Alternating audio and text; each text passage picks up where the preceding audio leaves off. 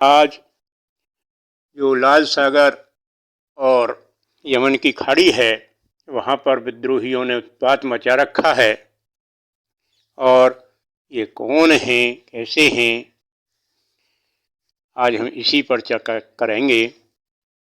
इस समय यूक्रेन रूस युद्ध, गाजा इजराइल युद्ध, अब तीसरा फ्रंट खुदा है जो हूती लाल सागर में विद्रोह मचा रहे हैं। यह जो अरब सागर के तेल भंडार हैं, उनके लुटेरे हैं, सब मिल करके एक गिरोह बना रखा है जो ईरान की शय में चल रहे हैं। उनको साथ चीन का भी गठजोड़ है।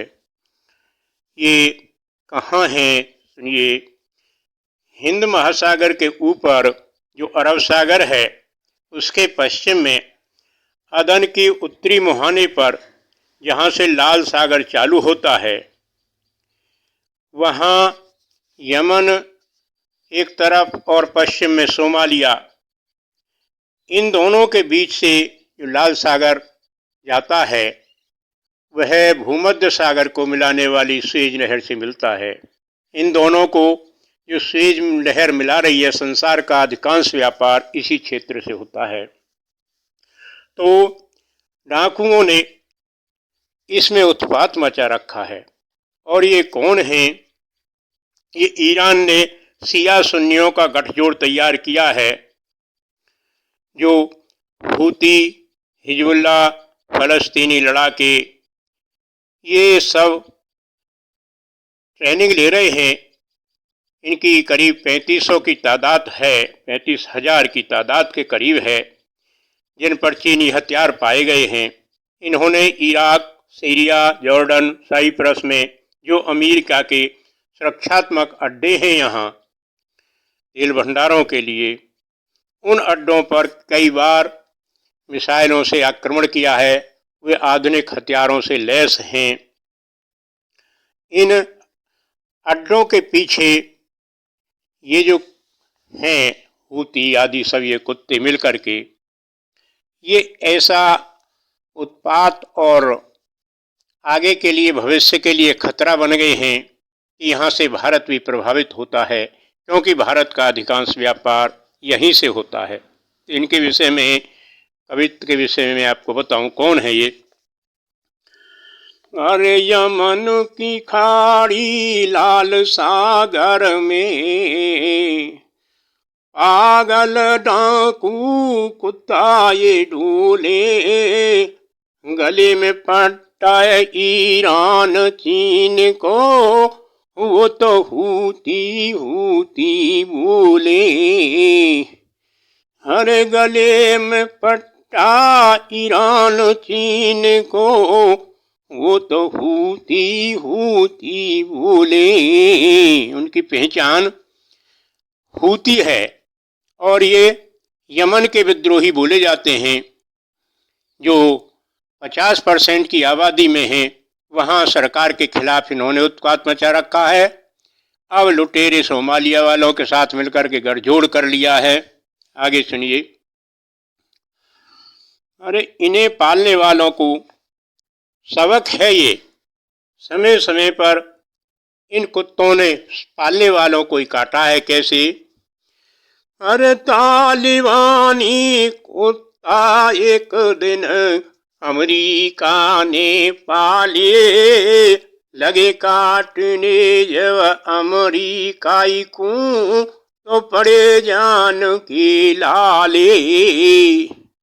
छोड़ के डंडा अमेरिकी भागे, जब वो मुँह आए फाड़ के वो ढोलिए। पागल डाकू उतारे लाल सागर में ढोले, गले में पट्टा ईरान चीन को, वो तो हूती हूती बोले, वो तो हूती हूती बोले। और भारत में भी ऐसा हुआ है कि जिन्होंने इनको पाला है वो उन्हीं के लिए काल बने हैं। यहाँ इंदिरा गांधी ने भी इनको पाला था। कैसे? ऐसे ही भिंडा वाले एक दिन यहाँ इंदिरा जी ने पाले, स्वर्ण मंदिर पे करो ठिकानो, वो तो निकले नहीं निकाले, वो तो निकले नहीं निकाले। जो बाले भारत रक्षा को, जो पाले भारत रक्षा को, वो तो एक दिन नारे खालिस्तान के बोले, अरे वो तो हूती हूती बोले। लाल सागर में पागल डाकू कुत्ता बन के डोले, वो तो हूती हूती बोले। ऐसे नालायक कुत्ते भारत में और भी हैं। कौन कौन है जो भारत के दुश्मन हैं? ऐसे कुत्ते भारत में बहुत है, जो टुकड़ी भारत की चाहे, नक्सलवादी माओवादी दक्षिणवादी अपने नाम बताएं।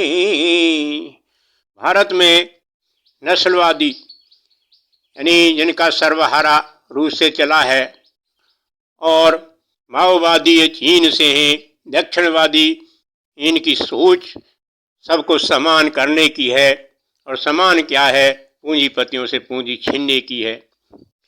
ऐसे कुत्ते भारत में बहुत है, जो टुकड़े भारत की चाहे, नक्सलवादी माओवादी दक्षिणवादी नाम बताएं। पड़े बंद है पिंजरन में, वो तो पिंजरा तोरन ढूले, अरे वो तो हूती हूती बोले। ये पाले हुए कुत्ते जिस प्रकार से भारत में उत्पात मचा रहे हैं, ये इन पालने वालों को संसार में काट के छोड़ेंगे। ये चीन या ईरान या रूस जो इन कुत्तों को मदद दे रहे हैं, ये इन्हीं के लिए एक दिन भारी पड़ जाएंगे। कैसे? ये पाले कुत्ता एक दिन पड़ जाएंगे चीन को भारी, ग्वादर रोड बेल्ट जिबूती करने पड़ जाए खाली, अरे करने पड़ जाए खाली, एक दिन करने पड़ जाए खाली। वाई गड्ढे में गिरे गो एक दिन, जो रन कुएं खोले, वो तो हूती हूती बोले। यमन की खाड़ी लाल सागर में पागल डाकू को ताए डोले, बंधोए पट्टा ईरान चीन को, वो तो हूती हूती बोले। साथियों, ये डाकू हैं, समुद्री लुटेरे। जब भी मौका देखते हैं तभी इन व्यापारिक जहाज़ों पर आक्रमण कर देते हैं। वैसे तो इनको हूती नाम दिया गया है, लेकिन इनने सबने मिलकर के एक गठजोड़ तैयार कर लिया है। इनके आक्रमण का कारण क्या है, ये समझें। ये भूमध्य सागर और लाल सागर को मिलाने वाली जो सुएज नहर है, वो व्यापार का केंद्र बनी हुई है। यहाँ जो अरब के तेल भंडार हैं, उन पर ज़्यादातर नियंत्रण अमेरिका का है, और यही भंडार जो संसार को लालायित कर रहे हैं, इनके लिए ही 2 बार विश्व युद्ध हो चुका है। तीसरा विश्व युद्ध चलने वाला है, कोई रोक नहीं सकता। ये सब कुछ इन्हीं के ऊपर है। आज इन डाकुओं ने उनका स्थान ले रखा है। अब पाकिस्तान में जो आतंकी अड्डे बने हुए हैं, वो भारतवर्ष को परेशान करते रहते हैं। और ये निश्चित है कि इन पागल कुत्तों को जो पालता है उसे जरूर काटते हैं। भारत में जैसा उत्पात पाकिस्तान ने मचाया, आज उसके यहाँ वैसे ही उत्पात हो रहा है। रोजाना कहीं ना कहीं 15-20 आदमियों से कम नहीं मारे जाते। आज भी आक्रमण किया है पुलिस चौकी पर, तो ये एक दिन इन्हीं के लिए भारी पड़ेंगे।